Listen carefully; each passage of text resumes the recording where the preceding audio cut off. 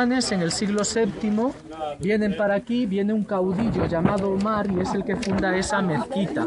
Está renovada, por supuesto, está restaurada de otras épocas, pero es del siglo VII y está sobre la roca en la que, según la tradición, Isaac iba a ¿qué? A sacrificar a su hijo. Hasta que aparece el ángel que le dice, no, mira, ya has probado tu fe en Dios. Pues bien, ese es el monte Moria. Cuando ustedes oigan hablar en la Biblia del monte Moria, es ahí en donde está esa piedra, esa roca, y por eso a esa mezquita, es una mezquita musulmana, se le llama la mezquita de Omar, el fundador, o también de la roca, o del Duomo, la roca, ¿sí? Está justo en el centro de la explanada de donde estaba antiguamente el templo de Jerusalén, el fastuoso templo. Primero, el de la época de Salomón y posteriormente el de la época de Jesús, el de Herodes, que fue el que conoció Jesús. Muy probablemente el Sancta Sanctorum, es decir, el lugar más sacrosanto dentro del templo judaico, que era en donde se guardaba el arca de la alianza con las tablas de la ley, estaba ahí en donde está la mezquita. ¿Sí?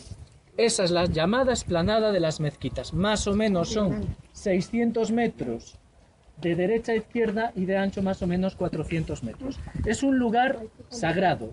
Lo es para los musulmanes, lo es para los judíos porque ahí estaba el templo de Salomón, lo es para los cristianos porque ahí estuvo Jesús también, en ese lugar.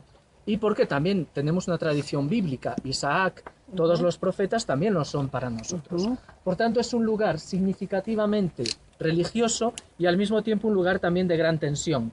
Desde hace muchos siglos ahí están los musulmanes, ahí rezan.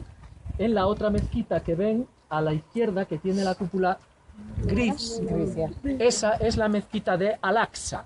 A veces en las noticias oirán hablar de Al-Aqsa. Ahí es en donde rezan habitualmente los musulmanes. No en la de la cúpula dorada porque esa normalmente está cerrada a visitas. No se puede entrar. Ni en la otra tampoco. No nos dejan entrar a nosotros. Por tanto, explanada de las mezquitas que era en donde estaba el antiguo templo de Jerusalén, en donde Jesús expulsa a los vendedores, a los cambistas, etc. Toda la explanada donde ven los muros, todo eso es la explanada donde estaba el templo de Jerusalén. ¿Sí? Vemos la muralla de la ciudad. Ven allí que hay una especie de torreón y que hay dos puertas que están tapiadas. Es la llamada Puerta Dorada, por la que se accedía directamente al templo. Muy probablemente Jesús entró por ahí. Los judíos mantienen todavía que cuando venga el Mesías restaurará el templo y entrará por ahí. Los musulmanes lo que hicieron hace ya siglos es tapiarla. Difícilmente va a poder entrar. Ahora podemos decir los cristianos, pero es que ya ha entrado. Porque el Mesías, para nosotros, ya entró por ahí. La Puerta Dorada, es esa, está tapiada. Mirando hacia la izquierda, al fondo, ven en lo alto una iglesia, ¿verdad? Parece como un caracol, así con la cabecita afuera. Esa es la iglesia de la Dormición de María que visitaremos esta tarde. Es una iglesia reciente, comienzos del siglo XX, alemana. Hay unos monjes benedictinos alemanes ahí. Ahí se venera el recuerdo, la memoria de la dormición de la Virgen María. Y hacia abajo, metido entre árboles, hay otra iglesita más pequeña que parece también un caracol, gris. El Gallicanto, a donde iremos esta tarde, el lugar del llanto de Pedro, donde cantó el gallo, en latín, Gallicanto. Allí abajo, ya fuera de los muros de la ciudad. ¿Sí? Si miran nuevamente a la cúpula dorada, van a ver que detrás hay una iglesia que tiene una cúpula gris, con una pequeña torre. No la alta, la torre pequeña.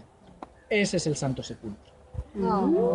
En la época de Jesús estaba fuera de los muros de la ciudad. Jerusalén creció.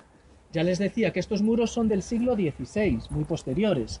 Por tanto, efectivamente, el lugar del Calvario estaba fuera de los muros de la ciudad, ahora está dentro de los muros de la ciudad. Ahí es el Santo Sepulcro, a donde iremos mañana a celebrar además la Eucaristía. Y al lado hay una torre más alta, la ven, espigada. Esa es la Catedral de los Luteranos. Les decía antes, no todos los cristianos quieren tener presencia en Tierra Santa.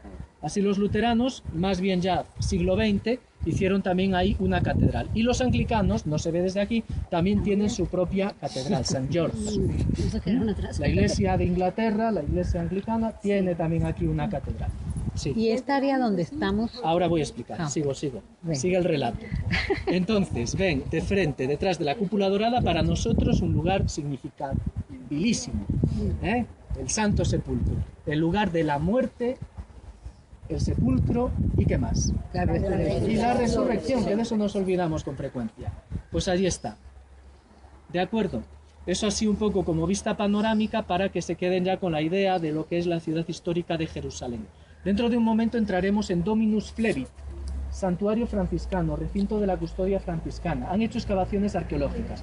Los grandes arqueólogos en su momento, en el siglo XIX, fueron los franciscanos y los dominicos, que se establecieron aquí. La orden franciscana llevamos aquí, ni más ni menos que oficialmente desde el siglo XIV.